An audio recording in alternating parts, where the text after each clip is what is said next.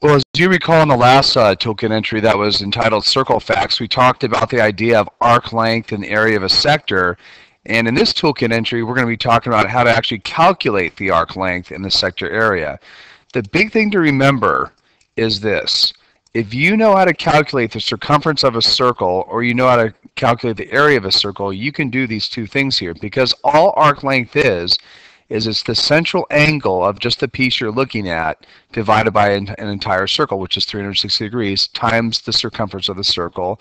Likewise for the area of the sector. It's the area of the circle, the entire circle, but you only want part of the circle. So you take the central angle that you're looking at divided by 360 times that. So I'll give you a minute to write this down, and then what we're going to do next is we're going to go ahead and actually do a couple sample problems with this. So the first question is find the arc length. And so remember, the arc length is just this little piece out here. It's like the edge of the crust of a piece of pizza.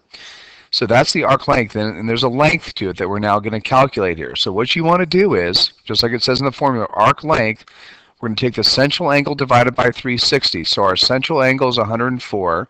So we'll take 104, we'll divide by 360.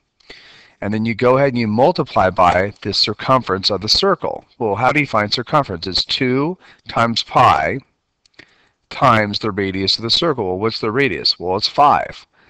That's all you need to do. It's part of the circle times the entire circumference.